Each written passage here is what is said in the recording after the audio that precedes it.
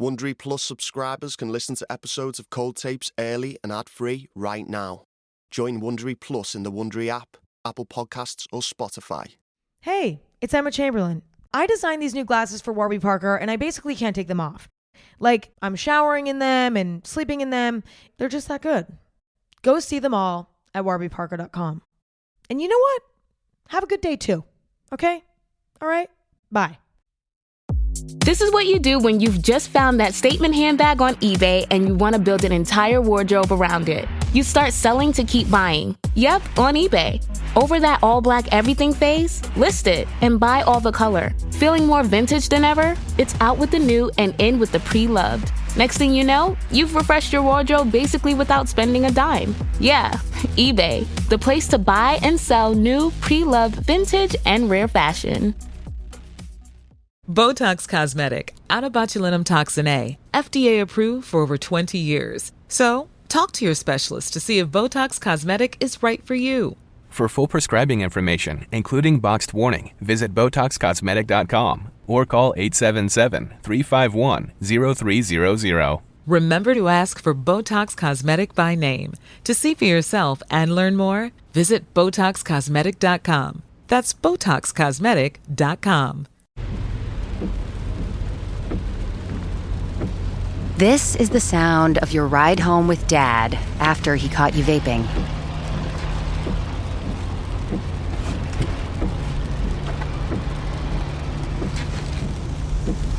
Awkward, isn't it? Most vapes contain seriously addictive levels of nicotine and disappointment. Know the real cost of vapes. Brought to you by the FDA.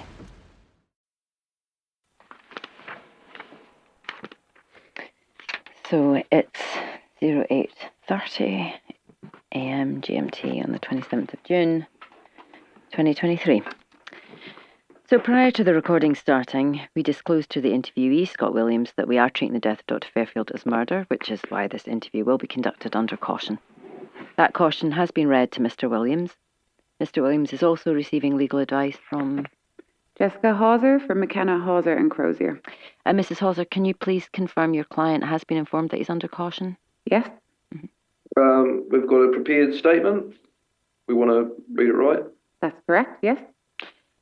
Mrs. Hauser, you're based in Christchurch, New Zealand, is that right? I am, yes, although I did train in Birmingham. Okay, thanks. Just for the recording. Okay, Scott, you said you've got a prepared statement. Yes, my client would like to state the following. I've previously been interviewed in respect of this matter. I answered all questions in full and to the best of my ability. I have no knowledge of the murder of Andrew Fairfield or the disposal of his body.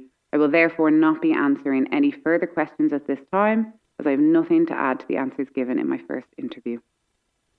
Scott, I need to hear it from you. Is that your prepared statement?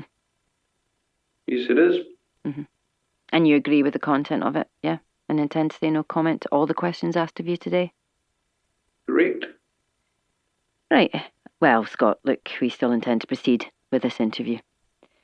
So we've highlighted a number of inconsistencies in the evidence you've given us, and we'd like to take this opportunity to resolve them. It is to your advantage to talk to us, Scott. If you are charged and this matter goes to trial, and you then give an account which you did not give in this interview, that means the court can make an inference from your silence. You're aware of that.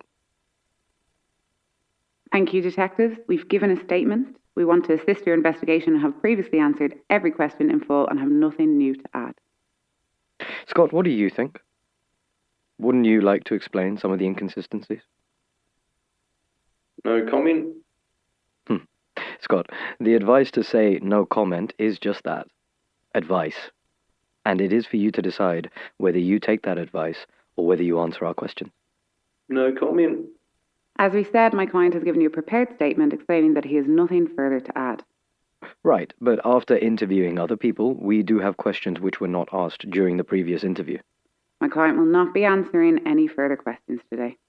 We still intend to ask them, though. So. That is your prerogative, but my client will be saying no comment. Right, okay. We'll start with the issue of your previous offences, Scott. Your sheet includes at least one crime of violence. No comment. That wasn't a question. You told us you still have anger issues, but you told us you have a program to control it, yeah? No comment. Yeah, but presumably you do still lose your temper, right? I mean, who doesn't? No comment.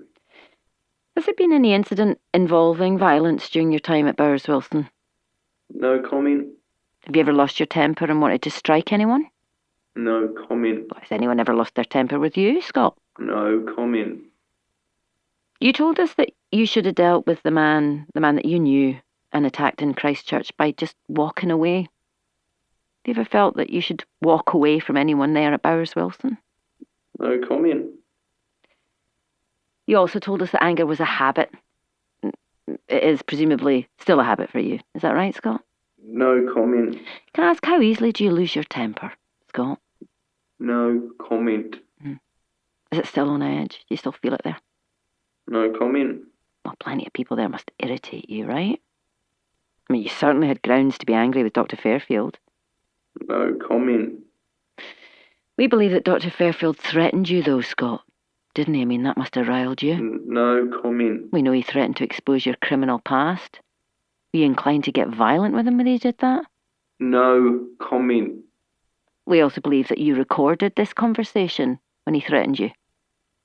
Did you really delete it, Scott? Or do you maybe just not want to hand it over to us?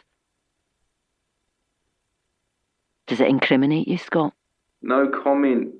If I were to seize your devices, what do you think I'd find? Yeah, good luck with that. Scott?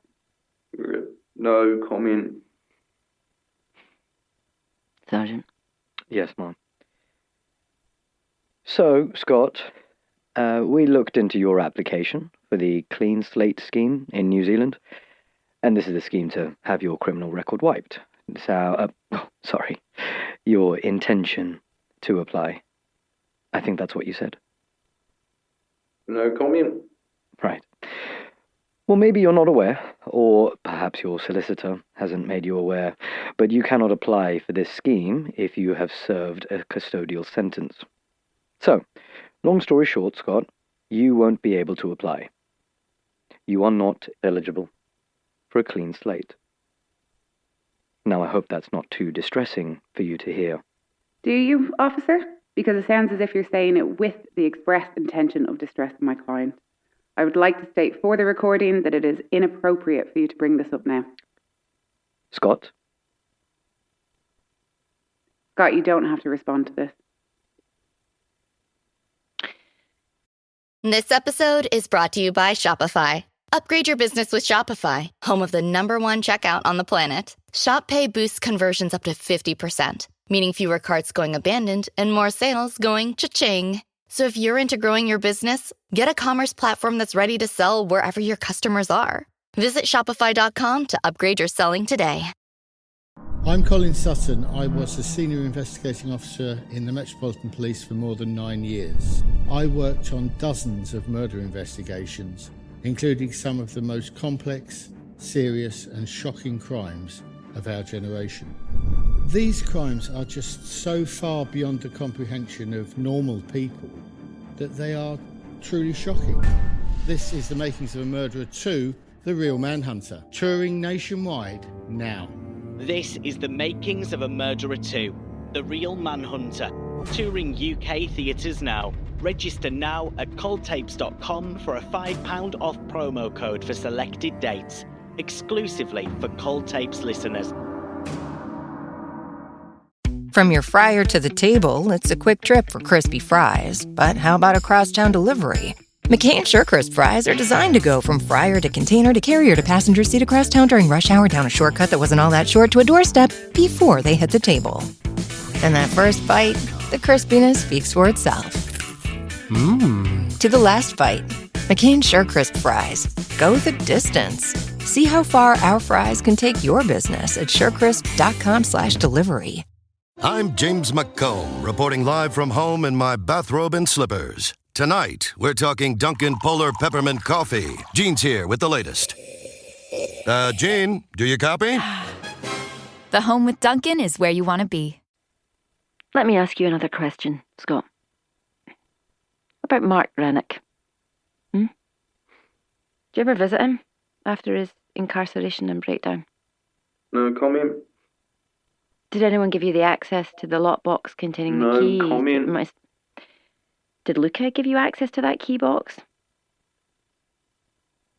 No comment. Okay, I'll move on. I'd like to ask you about your whereabouts again on the night in question. So you told us you were playing cards with Luca Crezzi. Yeah, I've got that correct, have I? No comment. And you told us that you were playing Canesta, right? I can play you the previous recording if you like, to jog your memory. We've got it right here. No comment. See, Luca Crezzi also confirmed that he was playing cards, but his version was a wee bit different from yours, Scott. He said it was Crazy Eights, the game you were playing. I must interject here, detectives. Where is this going? Yeah, if you could just let me continue, please. You all right for me to continue, Scott? Okay. Right, I'll proceed, thanks. When we asked further questions of Mr. Crezzi, he went on to tell us that, in fact, you only played cards until around 9:45 that evening, so that's a lot shorter than you originally said. And that he was then alone, playing on his games console, which meant that you were also alone. He went on to say that then you entered his room at approximately 1:15, when you learned that Johan and Matteo had brought Dr. Fairfield's body back to the base. Is that correct? No comment. Is that what happened, Scott? You see, Lucas told us that you demanded he give you an alibi. No comment. That you threatened him, blackmailed him, really, in effect. You did that, didn't you? No comment. You said you would accuse him of a sexual assault in the showers and that everybody would believe you in light of the accusations previously made against him. That you would destroy his career, his jobs, and his prospects. You forced him to lie for you. Didn't you, Scott? No comment. And you used violence to make him agree. You held him against the wall. Didn't you? No comment. Let me ask. Do you enjoy using violence to get your own way? Do you get off on that? No comment. Is that part of the habit you still enjoy, is it? No comment. In fact, I don't think you really want a clean slate at all, do you? You want to be someone who's threatening. Somebody who can use violence to get his way. No comment. Did you have a lot of power in prison with that, yeah? Enjoy throwing your weight around? You like that, don't you? Threatening small people, making them do what you demand, the big I am. Is that why Dr. Fairfield got to you, Scott? Is that why? That he wouldn't fold under your threats? No comment. I think he stood up to you and you didn't like it. And I think one day you cracked. You weren't going to take his opposition anymore. No comment. And when he threatened your career, threatened to reveal your criminal record to Keone Industries, well, that was a wee bit too much for you, wasn't it, Scott? No you comment. struck him, you reached for a weapon, and before you knew it, that fucking habit was back. No That's what happened, isn't it? Maybe it began as a scuffle, but then you struck him, Scott, with a hammer. You reached out for the first thing and you brought it down on his skull again and again and again. That's what you did, isn't it, Scott? Let me ask you. Did you kill Dr. Andrew Fairfield? Scott, I'm going to ask you again. Did you kill Dr. Andrew Fairfield? No comment. Scott, I want you to listen to me. This is your last chance. This is your last chance to tell us what happened in your own words, in your way. I'd advise you to take it.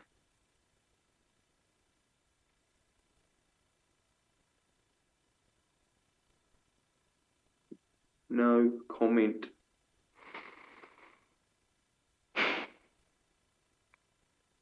Well, that's a shame, Scott. That's a real shame. Okay, then. I think we'll end the interview here, Sergeant. Yes, Mum. Interview terminated at 0840 on the 27th of June, 2023.